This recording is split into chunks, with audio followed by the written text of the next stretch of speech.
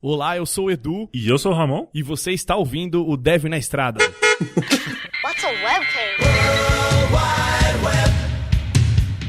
World Wide Web. Halleluja, lycklig, här finns ingen stress. Här är vi nya hemma bäst.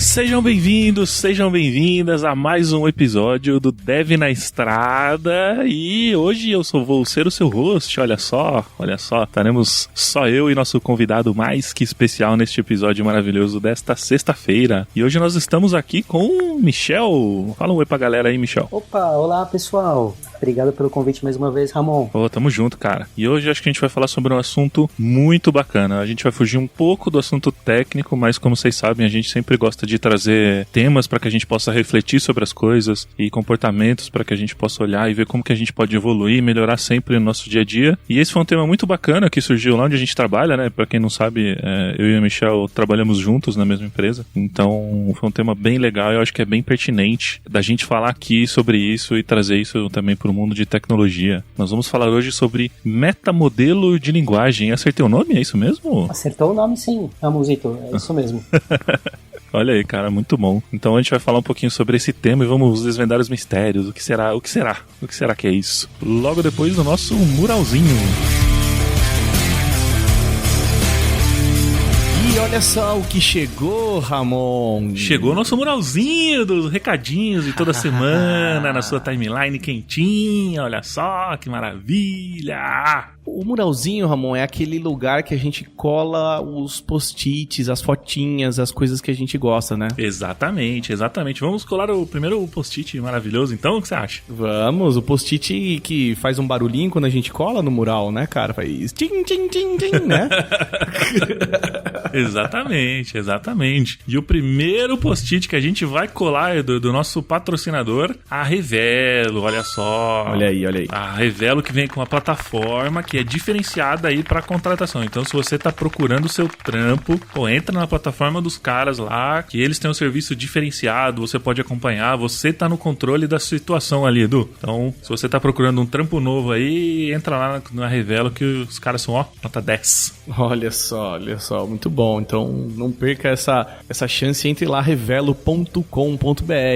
E por último, mas não menos importante, tem os stickers devs aí, sempre com a gente, sempre do nosso lado. Essa galera que faz uns stickers maravilhosos aí sobre o mundo do desenvolvimento, pode entrar no site dos caras lá, tem de tudo, Edu, tem de tudo, mas tem também, sabe o quê? Tem cupom, olha só. Meu Deus do céu. Tem o cupomzinho ainda, 15%, Dev na Estrada, entra lá, faz sua comprinha, garante lá os seus stickers pra colar nos seus adesivos, no seu notebook e é isso aí. Muito bem. E agora a gente vai para aquilo que interessa, né, cara? Assim, para todos que estão ansiosos e ansiosas aqui, né? Que é o nosso episódio, certo? Exatamente. Então, partiu o episódio.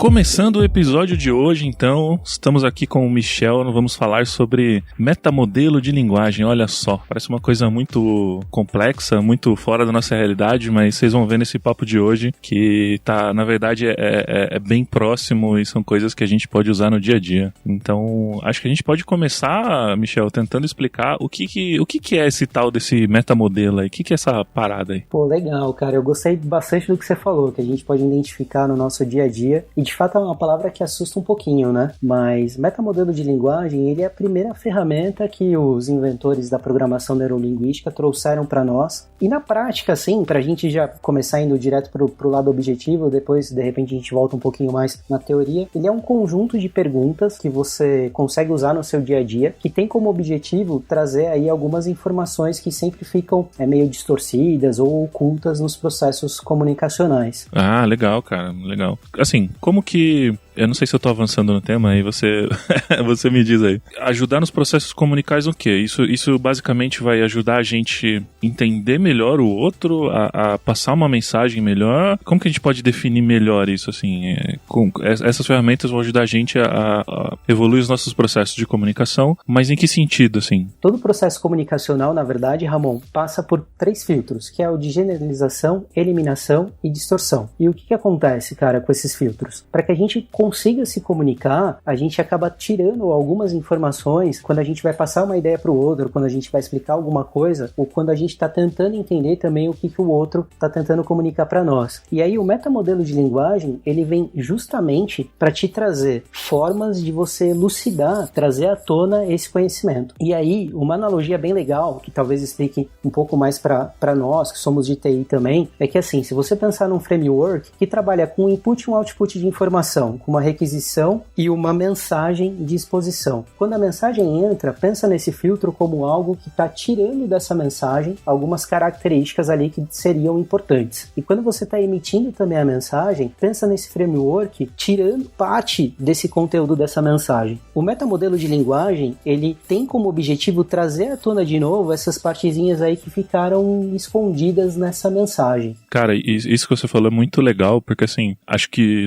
nos dias de hoje, mais do que nunca, a comunicação ela vem se mostrando muito importante, né? Então, a habilidade de se comunicar com o outro e tentar entender a mensagem que o outro está passando e também se preocupar na forma como você talvez transmite a sua mensagem, isso é muito importante. E talvez esse seja um pouco do mote desse episódio, né, cara? Por que a gente tá trazendo um tema como esse? Porque cada vez mais hoje a gente tem dificuldade de se comunicar, né, cara? De falar com as outras pessoas, de repente entender o que as outras pessoas estão falando e de repente tirar da frente, que eu acho que provavelmente a gente talvez fale um pouco mais sobre os filtros, que são essas interpretações ou essas impressões que eu tenho sobre aquilo que o outro fala, né? Tentar tirar um pouco disso da frente para que a comunicação se torne mais efetiva, né, cara? No mundo onde as pessoas quase não conseguem se comunicar mais, né, cara? Essa polarização absurda. É verdade, acho que você falou tudo, Ramon. Se a gente parar pra pensar, o nosso mundo inteiro se estrutura através da comunicação, né? Os nossos próprios pensamentos, como a gente falou agora há pouco, eles se dão através da comunicação. Então, quando você tá tendo uma ideia, tá elaborando alguma coisa, o seu pensar, você com você mesmo, é comunicacional. E mesmo nesse sentido, e acho que aí é o grande barato, é uma das partes mais legais do metamodelo, ele te dá ferramentas para que você pense de uma forma mais estruturada. Um exemplo para conseguir esclarecer um pouquinho mais é quando a gente generaliza alguma coisa. Então, quando você fala algo do tipo, esse framework aqui é melhor do que todos os outros, ou determinada linguagem é melhor do que todas as outras. Esse, diante do metamodelo de linguagem, se chama quantificador universal. E aí existem algumas perguntinhas chaves, assim, do tipo, não existe nenhum outro que seja realmente melhor do que esse? Ou esse é bom, mas em qual contexto? Então, essas perguntinhas vão te fazendo pensar um pouco melhor, elaborar melhor essa ideia e, de repente, te tirar aí de uma roubada. É, exato, cara. E ele te dá ferramentas para que você possa não questionar no sentido de questionar a fala do outro, né? Mas tentar extrair daquilo o maior número de informações possível para que a comunicação seja efetiva, né, cara? Acho que... se você me corrigir se eu estiver errado aí, pelo amor de Deus, mas eu acho que é um pouco disso que se trata aqueles 3 filtros que a gente falou no começo, né? Exatamente, cara. Na verdade, fazendo um gancho com isso que você falou, o John Grinder e o Richard Bandler, que são os criadores da programação neurolinguística, quando eles desenvolveram o metamodelo de linguagem, a história é bem bacana, porque foi a primeira ferramenta que eles se valeram para começarem o trabalho de estruturação da programação neurolinguística. Então, o grande lance foi que eles começaram a estudar pessoas que eram altamente eficientes naquilo que elas faziam, que entregavam muito resultado, e aí eles começam estudando lá alguns psicanalistas, algumas pessoas da época tremendamente influentes, e aí para estudar, eles tinham que fazer perguntas muito específicas, que tinham como objetivo esclarecer exatamente como que essa galera estava fazendo o que estava fazendo. Então, não só ele foi o meio de estruturação da programação neurolinguística, como é uma das ferramentas mais utilizadas. Caraca, olha só que legal, cara. É bem interessante. E isso a gente pode aplicar, assim, muito no nosso dia a dia, né, cara? Às vezes a gente precisa... Cara, a gente trabalha com desenvolvimento de software, né? E acho que a gente já falou isso em outros episódios, assim. E o desenvolvimento de software, ele não é só produção de código, geração de código, né? Ele é também solução de problemas, mas a solução de problemas, ela precisa partir do pressuposto que você entendeu qual que é o problema que você quer resolver, né? É verdade. Tem um conjunto de ferramentas que te auxilia a, de repente, entender aquele problema e evoluir essa comunicação. Eu acho que é essencial. E E hoje eu sinto bastante falta disso, né? Da gente falar sobre... até divagando um pouco, né? A gente falou sobre isso em algum episódio, sobre... Poxa, a gente vai em eventos e vê, sabe, a galera falando sobre algumas coisas e muita gente falando do como fazer, mas muito pouca gente falando do porquê fazer, do porquê utilizar, do, sabe, porquê, como que isso resolveu de fato um problema, sabe? E não que, poxa, framework tal, tecnologia tal, ou não sei o que tal, resolve 90% dos problemas, sabe? Concordo 100% contigo, Ramon. E acho, inclusive, que hoje a gente não tem mais aquela visão, pelo menos a expectativa de um desenvolvedor que fica ali full time, na frente do computador, escrevendo código. A gente está a todo momento se relacionando com o outro, né? Passando uma mensagem, recebendo uma mensagem, discutindo uma tecnologia, tentando mostrar um determinado ponto de vista, e você ter ferramentas que te auxiliam nesse sentido, cara, é sensacional. Eu sou amante total do metamodelo de linguagem e tento a todo momento trazer à tona de novo esse conteúdo, porque eu acho ele fantástico, cara. Realmente é muito legal mesmo, cara. Mas pra gente seguir aqui na nossa pautinha, que a gente tem pauta, acreditem, ouvintes, Tudo organizadinho. Exatamente. Eu acho que a gente pode entrar naquele lance dos 3 filtros, Michel, e sei lá, de repente começar pelo primeiro, né? Você tinha falado que nós temos 3, né? Generalização, omissão e distorção. Pô, legal, vamos entrar assim então, cara. Só bacana, eu queria retomar um pouquinho, porque tem uma parte muito interessante que embasa esse conhecimento, né? Se você olhar as suas experiências, se você olhar a sua comunicação com o outro, você vai perceber que boa parte da sua comunicação se dá, na verdade, por alguns princípios. São as suas percepções, as suas experiências, a sua influência cultural. Você conversar com um cara de outro país, com certeza, né, vai ter outras experiências, e a sua vivência pessoal. E aí, o que acontece? Quando você está expondo uma mensagem, ela trafega por essas experiências, obviamente, e é aquilo que você vai expor. Isso a gente chama de estrutura profunda. E aí, para explicar os 3 filtros, quando essa estrutura deixa de ser profunda, ou seja, ela está aqui no universo exterior, você está comunicando para o outro, é aí sim que ela passa pelos filtros. Então, quando eu falo para você, Ramon, mais um exemplo prático, quando eu falo, cara, pensa no elefante azul, eu tenho aqui na minha mente agora essa ideia de um elefante azul, mas com certeza você tem uma ideia de um elefante azul que, por mais que eu tenha passado um critério que é azul, é diferente do elefante que eu pensei. Então, para que isso seja possível a comunicação, existem esses 3 filtrinhos, porque senão a gente tem a tendência a pensar, pô, esses filtros são ruins. Na verdade, não. Eles têm os bônus e têm os ônus. Esses filtros servem para que a comunicação seja possível. Então, eu sintetizo uma ideia. Eu falo para você, elefante azul. Eu sintetizei. E aí a gente entra no primeiro filtro, que é o de omissão. Nesse filtro, eu estou omitindo uma série de coisas que estão passando pela minha cabeça. Então, é um elefante azul, mas qual é o exato tamanho? Qual que é o contexto? Qual que é o cenário, né? Aonde exatamente ele está? Esse seria o nosso primeiro filtro. E exatamente isso, né? Que até pra gente fazer um exercício aqui ao vivaço, quando você fala pra mim assim, poxa, pense em um elefante azul, eu tenho toda uma concepção sobre o elefante, né? Então eu tenho todo um entendimento prévio e eu tenho características que são minhas que eu gosto de um elefante, porque, pô, elefante é um puta bicho da hora, né? Pô, é o símbolo do PHP, né, cara? Exatamente, cara, exatamente. Então a hora que você fala elefante pra mim, pô, eu penso em um elefante azulzinho, bonitinho, assim, com umas coisinhas penduradas, quase como aquela roupinha que o Dumbo usava, sabe? Aquela roupinha bonitinha. Sensacional. E tudo isso ficou implícito na nossa comunicação, né? Porque os dois são elefante azul, e tenho certeza que o elefante azul que você pensou é completamente diferente do que eu pensei. Com certeza. Mas os dois são um elefante azul, né? É verdade, cara. E aí, dentro desse universo, dentro desse primeiro filtro, a gente vai ter alguns nomezinhos, né? Então você tem lá o omissão simples, sujeito não específico, verbo não específico, comparações e julgamentos.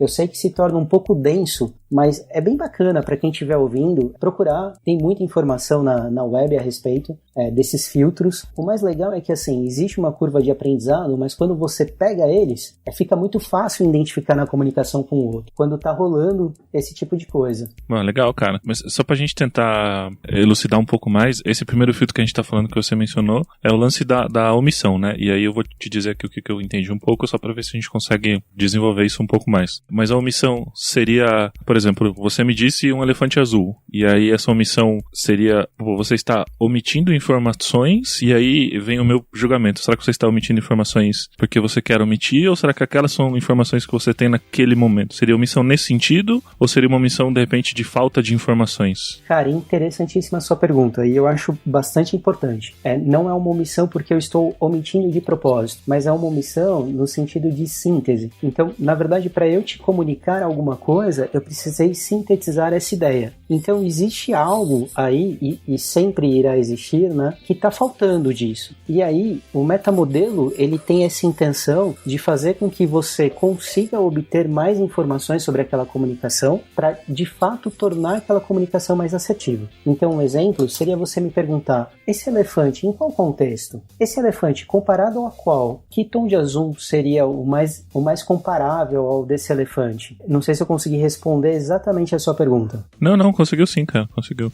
Às vezes a gente tá comunicando com o outro e, poxa, de repente, às vezes nem a gente tem a totalidade das informações, né? Não tem todo o contexto, não tem todas aquelas informações. Então eu preciso, de alguma maneira, compilar tudo isso que eu sei e tentar, de uma maneira mais resumida, te passar essa informação e ter algum cuidado ali para que, de repente, não falte nada. Mas também a gente pode se utilizar dessas ferramentas para questionar, por exemplo, aspectos daquela comunicação que, de repente, você não tinha pensado ou não tinham passado pela sua cabeça naquele momento, quando você teve essa necessidade de sintetizar essa informação para me passar, né? Sim, exatamente. Inclusive, uma das bandeiras aí que o John Ryder e o Richard Bandler, eles levantam é que é importante aprender o metamodelo de linguagem, mas saber também que ele tem um contraponto, né? Porque se você usar massivamente, você pode ali acabar entrando em conflito. Então, muitas pessoas, quando a gente começa a conversar sobre metamodelo, e é um tema denso mesmo, né? Ele não é tão simples num primeiro olhar, elas me perguntam assim, tá bom, mas quando a pessoa responde isso, o que eu respondo? E aí é preciso explicar que não é uma técnica de argumentação, é uma técnica, é um modelo para que você consiga elucidar informações que estão ausentes ali. E aí, mais um exemplo seria algo como, e que faz um pouco mais parte ali do nosso cotidiano. Pô, aquele aplicativo é horrível. Esse é um exemplo de um sujeito não específico. Por que é o sujeito não específico? Porque existe algo que está acontecendo ou que está sendo feito sem que alguém o esteja fazendo nessa frase. Então, falando assim, a priori, parece bastante teórico, né? Mas porque quando eu digo que o aplicativo especificamente é horrível, que informação que está faltando? Aonde esse aplicativo foi visto? De que forma que ele foi comparado? Com o que ele foi comparado? Então, é um sujeito não específico porque alguém fez algumas ações relacionadas a ele e chegou numa conclusão como essa. E aí, a perguntinha que o metamodelo, quando você pega a teoria, e aí é óbvio que com a teoria, lendo a teoria fica muito mais claro, né? A pergunta que ele sugere é algo do seguinte tipo: que aplicativo especificamente é horrível?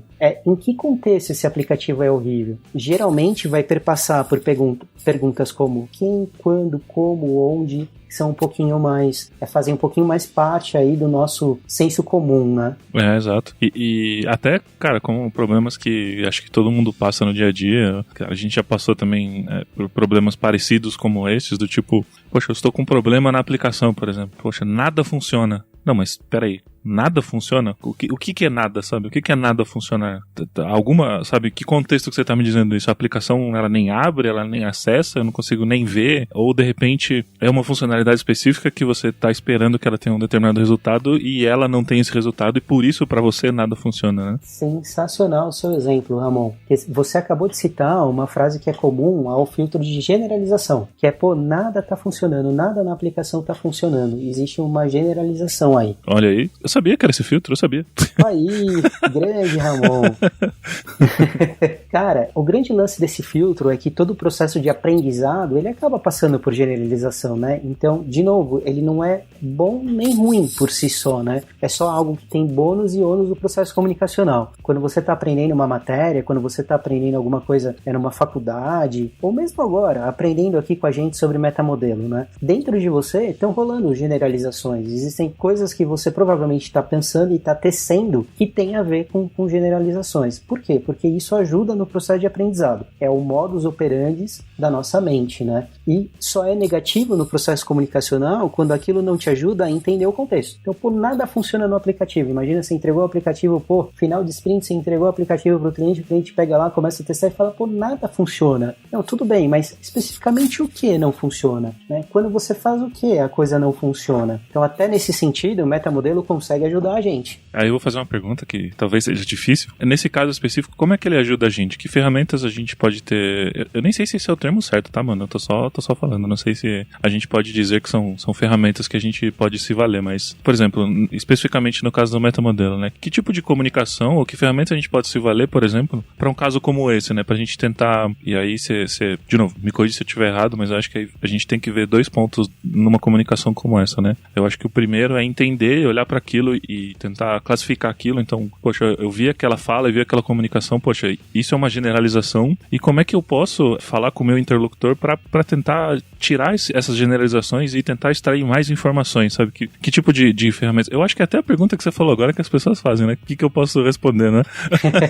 Não, legal. Bacana a sua pergunta, porque ela ajuda realmente a elucidar aqui. O metamodelo em si, quando você pega para estudar e olhar a teoria, eles são perguntinhas. E aí ele vai segmentar, primeiro usando os 3 filtros e depois dentro de cada filtro especificando o que pode acontecer dentro daquele filtro. Então, para essa frase, para esse exemplo que você trouxe, a gente está falando de quantificador universal, que é um cara que faz parte do filtro de generalização. Qual que é a pergunta, então, quando eu estou diante de um quantificador universal, alguém que está se comunicando comigo usando um quantificador universal, qual que é a pergunta que eu posso fazer? São perguntas do seguinte tipo: o que exatamente não funciona na aplicação? O que você está buscando quando você faz essa pergunta é entender exatamente sobre que ponto que ele está se referindo, porque houve uma generalização. Então, existiu uma experiência, algum ponto, na verdade, trouxe aquela informação, só que aquela informação sofreu uma generalização. E por conta da generalização, eu não consigo entender aquilo. Então, a pergunta é algo que vai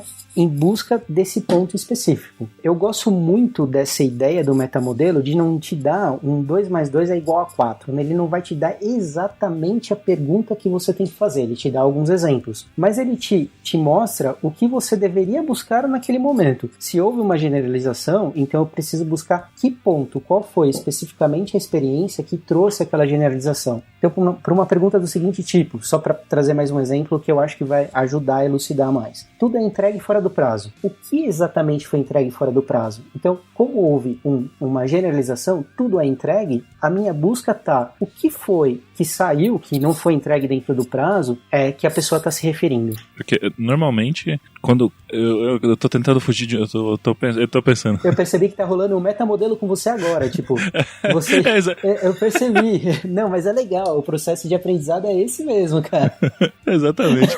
Eu tô tentando fugir da generalização e dos clichês, sabe? E aí eu tava aqui refletindo sobre a minha fala seguinte. Mas percebe que legal? Porque a coisa não é negativa. A generalização, ela não é negativa em si e por si, né? E se você tentar fugir disso, o processo comunicacional vai travar. Ele vai se tornar bastante dificultoso, né? Mas eu queria abrir espaço para você fazer a pergunta. Não, eu tava só pensando, acho que isso vai de encontro com o que você falou, justamente.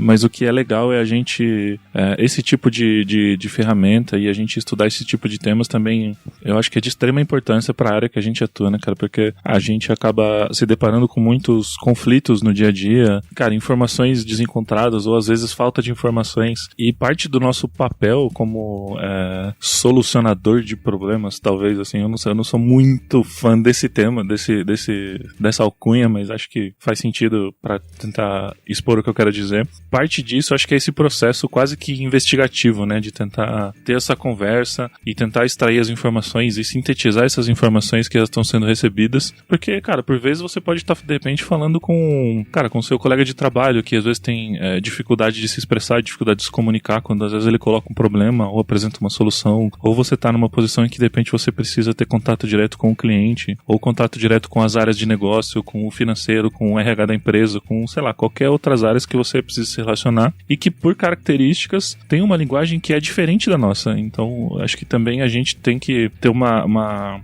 parcela dessa comunicação que a gente precisa ser, de fato, investigativo, né? E tentar entender mais essas pessoas e buscar mais essas informações e cavar e ver o que ela realmente está querendo dizer naquele discurso. Eu não sei se a gente vai entrar nisso, mas eu também queria que você me dissesse se realmente isso faz sentido, mas quando a gente parte para modelos como esse, uma das coisas que a gente precisa talvez também levar em consideração, que a gente precisa se despir dos julgamentos, né? Então, assim, dos pré-julgamentos que eu tenho para com aquele que fala comigo, né? Concordo 100%. Tentar de fato ouvi-lo. Faz total sentido, Ramon. E o pré-julgamento, ele é inclusive um obstáculo para que você tenha uma comunicação eficiente. O metamodelo, ele não só vai dissolver isso, mas ele vai literalmente explodir, num sentido positivo, essa forma de comunicação com o outro que parte de um pré-julgamento. Se você tem um pré-julgamento, significa que você tem uma certeza. E se você tem uma certeza, você não se coloca numa posição investigativa. Vai totalmente de encontro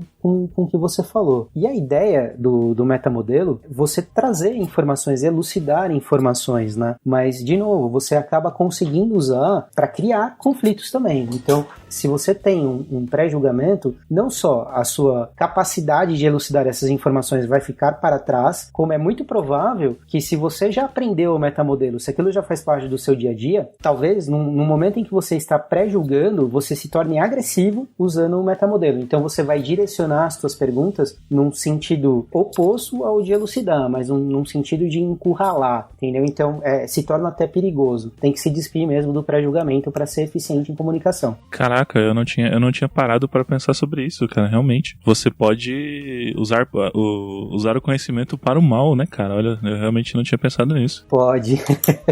Pode sim, Ramon. Eu acho que você usou o termo certo, para o mal mesmo, cara. E existem alguns livros de PNL que abordam o tema, e é um tema, de fato, denso, complexo, né? Inclusive, geralmente não está nem no início do livro. O livro vai aprofundando alguns outros conceitos até chegar em metamodelo, mas que abordam e eles são muito claros quando eles falam sobre a possibilidade de você acabar destruindo relações a partir dessas ferramentas, né? É mais ou menos a velha analogia, que você pode usar uma faca para passar uma manteiga no pão ou para ferir o outro, né? Então, com uma pergunta, às vezes uma pergunta incisiva, uma pergunta que você está fazendo para trazer à tona um conteúdo para encurralar o outro, pode acabar ferindo a relação. E tem uma coisa que eu gosto muito de pensar, Ramon, eu tento sempre me lembrar disso. Existem algumas discussões que a gente ganha e o metamodelo você pragmático em falar isso, o metamodelo te dá possibilidades reais de ganhar discussões, mas que você ganha discussões e perde a relação. Então, você pode usar para ganhar uma relação, mas também, se mal usado, você acaba colocando em risco aquela relação. Então, ganhar uma discussão nem sempre é o melhor caminho. Se você ganha a discussão e perde a relação, poxa, que ganho há naquilo, né? De fato, porque ao longo do tempo aquela relação destruída provavelmente vai ser uma pessoa que vai te colocar ali em situações que você não quer, né? E que às vezes você depende dela. Cara, perfeito o que você falou, cara. E a gente tem essa... A gente não, né? Eu tô usando a generalização aqui. Percebe como não dá pra fugir? Não dá, cara. Olha lá, e eu falar não dá pra fugir é uma generalização também per si, né?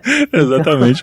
Mas eu especificamente, eu tendo a ser um pouco mais ingênuo por algumas coisas, né? E aí eu realmente não tinha pensado por esse aspecto. E faz total sentido, né? Porque quando você passa a estudar cara, consegue fazer uma análise mais crítica, de repente, do comportamento do outro, da comunicação do outro, de como você pode, de repente, entender melhor aquele problema, aquela situação e, sabe, se preparar mais. Isso, com certeza, te dá as habilidades para que você possa, de fato, ou resolver o problema, ou, sei lá, fazer parte da solução do problema, ou simplesmente oprimir a outra pessoa, né, cara? Isso é realmente perigoso e a gente vê muito isso acontecendo hoje em dia. Isso é muito doido. A gente tem que tentar fugir disso com todas as forças, né, cara? Porque como você falou, se você ganha discussão, mas perde a relação, cara, não tem sentido, né? Hoje, o nosso trabalho, a nossa vida, assim, nós somos seres baseados em relações, né? Então não tem por que a gente tentar se destruir um ao outro, né, cara? Eu fui por um tema meio deep aqui agora, deu até uma... trouxe até um pesar aqui, né?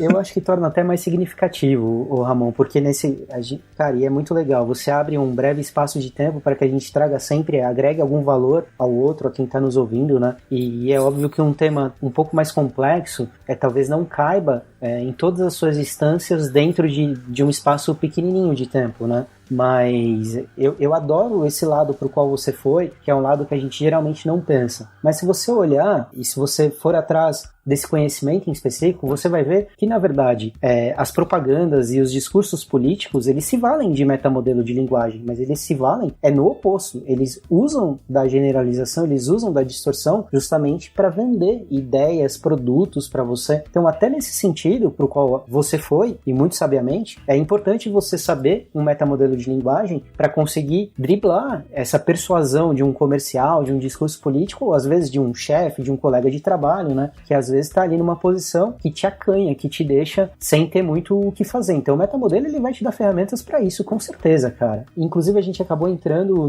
no terceiro filtro, cara, que é o de distorção. Por quê? Geralmente discursos políticos usam a distorção para vender ideias, para vender coisas que não são factuais, né? Sim, muito, cara, muito, assim. Esse filtro em específico a gente consegue ver claramente também nas nossas relações diárias, né? Como às vezes a gente distorce algumas situações, ou distorce alguns discursos, ou algumas palavras, ou sabe só que ele conta um pedaço da história, só o que aconteceu, só para favorecer o meu lado, e a gente acaba distorcendo a minha realidade, e quando a gente comunica isso pro outro, é complicado, né? A gente tem que ter muita responsabilidade quando a gente vai fazer esse tipo de comunicação, né? Porque, como você falou, cara, os políticos estão aí, né, cara? As propagandas estão aí. Me fazendo comprar iPhone, me fazendo comprar as coisas aí, entendeu? tá aí, cara. Exatamente. Então aí sim. E geralmente a gente só vai perceber depois que o bolso começa a pesar um pouquinho, né? Depois que você tá guardando dinheiro só com o seu credor mesmo, né? Exatamente, cara. Mas não tá atendendo mais ligação. Que é o problema. Tem um dos metamodelos, chama execução perdida. E ele faz parte desse filtro no qual a gente entrou, né? Que é o de distorção. E aí tem uma frase que vai de encontro com esse filtro que é: pô, usar X tecnologia ou usar X linguagem é o que mais agrega qualidade. Esse filtro é de execução perdida por quê? Porque não tem a voz da autoridade. Quem disse isso? Essa afirmação, ela é tida como verdadeira, mas a autoridade, ou seja, quem chegou a essa conclusão e como chegou, estão ausentes. E aí cabem perguntas do seguinte tipo: tá, quem disse isso? Como você sabe que X tecnologia é de fato a que mais agrega qualidade? E de novo, agrega qualidade dentro de que contexto? Perfeito, cara, perfeito. E eu vejo muito isso, e agora eu vou entrar tô correndo um risco aqui, ó, de entrar num assunto que vai gerar um rage do pessoal aí, mas vamos lá. Estamos aqui pra isso. Eu vejo muito esse discurso em discursos daqueles que se dizem, e tem muito disso hoje, cara, não sei o que aconteceu, assim, tem uma explosão, assim, dos famosos coach, né? Hoje tem coach pra tudo, coach pra não sei o que, coach pra não sei o que lá, e por vezes a gente deve tomar o cuidado com algumas pessoas nesse meio, né? Não dá pra, de novo, eu volto na generalização, né? Você não pode dizer que todos são ruins. Sim. Tem muita gente boa e muita gente querendo ajudar as pessoas de fato, com conhecimento, com suporte, com apoio, mas isso você consegue ver claramente, assim, muitos coaches se utilizam de técnicas como essa pra te dizer, por exemplo, que eu vou só pegar a máxima agora que tá rolando no mundo de tecnologia, acho que todo mundo já deve ter visto isso em algum lugar, assim, você precisa empreender. Perfeito. Você precisa ser empreendedor, você precisa ser dono de uma empresa, você precisa estar numa startup, você precisa não sei o que, você precisa não sei o que lá. Quando não, sabe? Não, cara, às vezes eu não quero, sabe? Eu não quero ser, de repente eu não quero ser dono de uma empresa. E a coisa é colocada de tal forma que, assim, para que você seja feliz, você precisa ser dono de uma empresa, sabe? Quando não, às vezes posso ser feliz pro resto da vida trabalhando para alguma empresa, fazendo alguma coisa que eu gosto, sabe? Então, a gente vê muito esse discurso das distorções sendo empregado hoje de uma maneira absurda. Isso, eu não sei, cara, parece que isso atrai as pessoas, né, cara? É muito louco isso. É verdade. Nossa, e esse exemplo que você deu também é mais um que pra mim é perfeito, Ramon. Esse exemplo, ele também entra realmente no filtro de distorção e ele é um exemplo do tipo causa e efeito. Por quê? São duas situações distintas que são interligadas de alguma forma. Então, para você ser feliz, você precisa empreender. Então, ele está vinculando felicidade com empreendedorismo, né? Esse discurso é muito comum mesmo no universo de coaching. Eu não vou citar, mas participei até por curiosidade aí de uma formação em coaching, foi um intensivo e tal, e saí com diversas críticas. O discurso foi totalmente cheio de manipuladores, bastante generalização, distorção, coisas desse gênero, e conteúdo mesmo, teoria mesmo, bem pouca, né? Então muito se vende, mas pouco se entrega. E aí, falando especificamente sobre essa ideia de que para você ser feliz você precisa empreender, cara, hoje por coincidência, e aí vou citar porque eu acho que a curiosidade pode ser algo bacana, eu assisti uma palestra do Cortella, na qual ele fala o porquê que ele não dirige. E ele fala sobre escolhas, né, que ele escolheu não dirigir. E aí as pessoas elas ficam abismadas com, pô, mas não dirige, né? Ele conta até um fato muito engraçado, que ele passou por uma cirurgia e estava em recuperação, e aí o médico entrou lá no apartamento e foi falar com ele, né? E disse, olha, daqui X tempo você consegue voltar a dirigir. Aí ele falou, poxa, que legal, né? Que cirurgia milagrosa, né? Porque eu até ontem não dirigia, nunca me importei em dirigir, e aí eu faço uma cirurgia e saio curado e com esse skill de dirigir, né?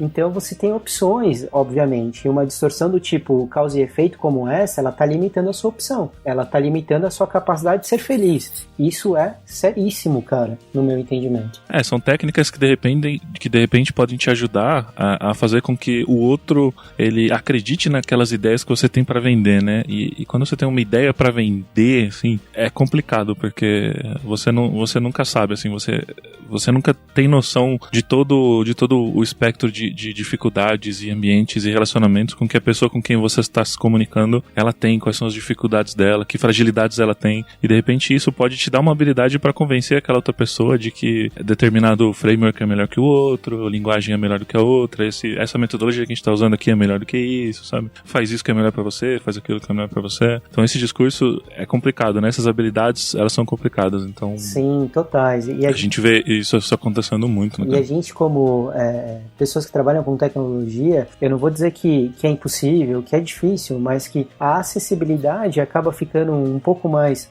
complexa, né? Você olhar para um conteúdo como esse, por isso que, poxa, eu gosto muito do fato de vocês trazerem temas diferentes como esses, porque abre uma possibilidade da galera interagir com outras coisas, né? Outras dimensões. São temas que não são 2 mais 2 igual a 4, como a gente geralmente está acostumado. Você vai olhar uma documentação de um framework ou uma documentação de alguma linguagem, ela é bem objetiva, né? Ela é bem pragmática. Essa não. É uma teoria um pouco mais densa, um pouco mais complexa, mas ao mesmo tempo que te dá aí uma outra dimensão de know-how, de capacitação, que é fundamental no meu entendimento, cara, porque você vai estar sempre conversando com alguém, você vai estar sempre trocando um valor com alguém, tentando explicar alguma coisa para alguém, vender uma ideia para alguém, né? Por mais que você diga, pô, eu não sou um cara de vendas, mas toda vez que você está defendendo alguma ideia, geralmente tem algum valor atribuído àquilo, então você está vendendo uma ideia de certa forma, né? Com certeza, com certeza. E eu vejo muito a galera falar sobre quais são as habilidades do futuro, as habilidades do programador e muito mais, e esse é um dos motivos da gente trazer temas como esse, né, cara? Porque pra mim, assim, a tecnologia, ela já tá aí, ela tá estabelecida e ela vai evoluir e não tem absolutamente nada que a gente possa fazer com relação a isso, a não ser nós que escolhemos trabalhar com esse ramo, cara, façamos nossos estudos e acompanhamos as coisas que estão acontecendo e tal, mas fora isso não tem absolutamente nada que a gente pode fazer. Mas eu acredito que as habilidades fundamentais daqui pra frente, pra essa próxima geração que tá vindo, que é uma geração que já nasce digital, já nasce com esse conceito de rede social muito forte, as relações elas já são de uma certa maneira assim, menos mais impessoais, sabe? Já tem um pouco mais de distância. Então, pra mim, assim, acho que as habilidades fundamentais daqui pra frente, elas são as habilidades de relacionamento, sabe? Quem conseguir se comunicar melhor e tiver, sabe, melhor habilidade de relacionamento e de entender o outro, de se colocar no lugar do outro, de não diminuir o outro. Então, pra mim, essas habilidades são o que vão definir eu odeio esse termo, mas eu vou muito usar aqui pra gerar polêmica aqui. Então, pra mim, isso é que vai definir o profissional do futuro, sabe? É a pessoa que consegue, de fato, se relacionar e consegue viver uma vida tendo ali o seu trabalho, a sua profissão, as suas técnicas, os seus estudos, acompanhando o mercado, mas que também sabe como se relacionar de maneira efetiva com as outras pessoas, sabe? Eu acredito veementemente em tudo que você falou, Ramon. Eu acho, inclusive, que quando você olha para a equipe hoje, a soma dos membros ela é sempre superior à unidade, ao cérebro em si, né? Eu acho que equipes que se comunicam bem, que têm um processo de diálogo que é realmente eficaz, elas saem na frente, elas têm software com qualidade melhor, que elas se comunicaram melhor, então elas tiveram uma capacidade de amadurecer as regras de negócio e às vezes elas são as pioneiras, porque daí quando você tem um ambiente que você consegue se comunicar com tranquilidade, bem, você é ouvido de fato, você acaba trazendo ideias para aquele ambiente também. Então isso faz com que essas empresas acabem às vezes saindo na frente, sendo pioneiras nas suas ideias, né? Esse é um valor que eu tenho e de fato acredito muito. E tem uma outra coisa disso que você falou, que eu acabei me lembrando também, eu gosto muito do Cortella, né? E tem uma outra coisa que eu li recentemente num dos livros dele, que ele fala assim, existe uma distinção entre velho e antigo. Então, quando você fala em velho, você fala em alguma coisa que está, de certa forma, se acabando, se deteriorando ali. Mas quando você fala em antigo, você está falando em alguma coisa que, embora tenha sido feita há um determinado tempo, tenha sido olhado há um determinado tempo, há um bom tempo, ela continua mantendo o seu valor. Ela é um clássico. Então, quando você fala em metamodelo de linguagem, é um exemplo. Metamodelo de linguagem existe há muito tempo. Ele nasce junto com a programação neurolinguística. Então, a gente está falando num movimento de mais ou menos uns 15 anos, se não me engano, por favor, alguém me corrija aí. Mas ele é algo antigo, mas que não perde seu valor, muito pelo contrário. Eu acho que a gente está cada dia mais olhando para a comunicação, para o processo de se relacionar com o outro, como um diferencial dentro da tecnologia. Perfeito, cara, perfeito. Essa colocação foi perfeita.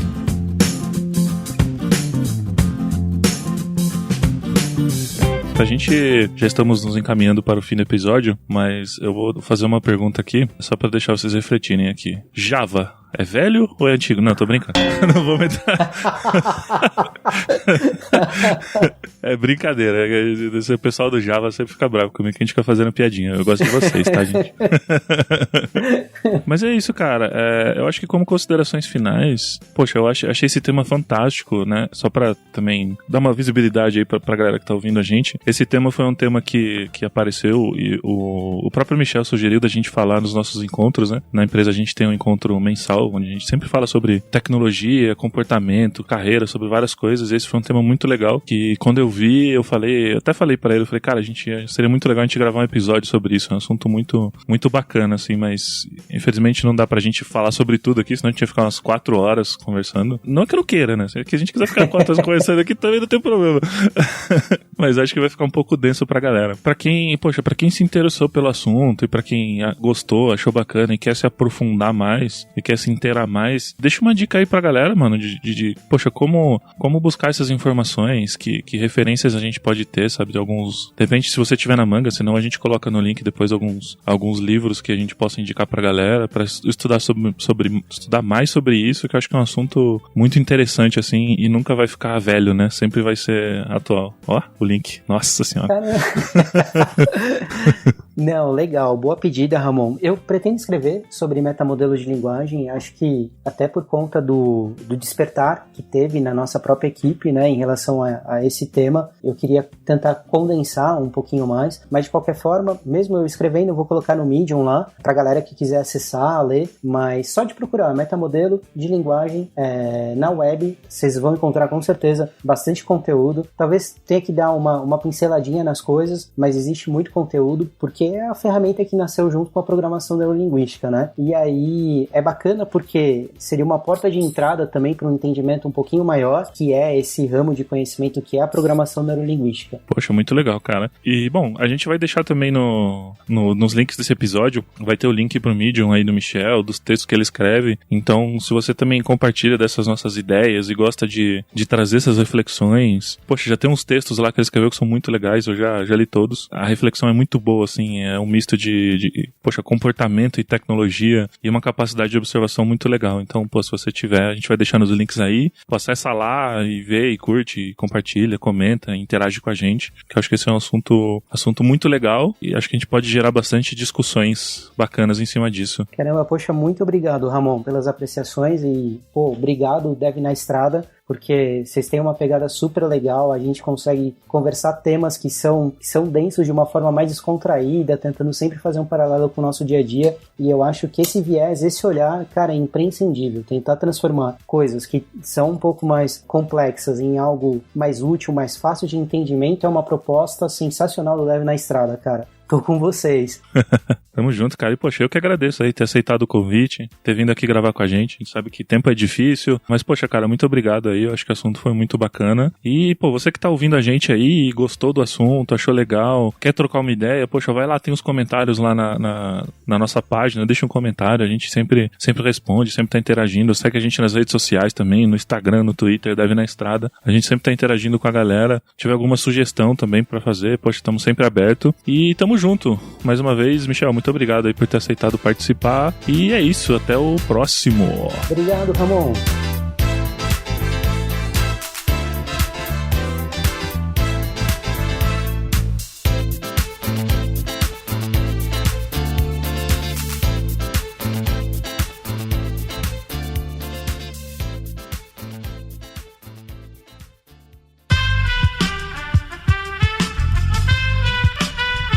Este podcast foi editado por Aerolitos Edição Inteligente.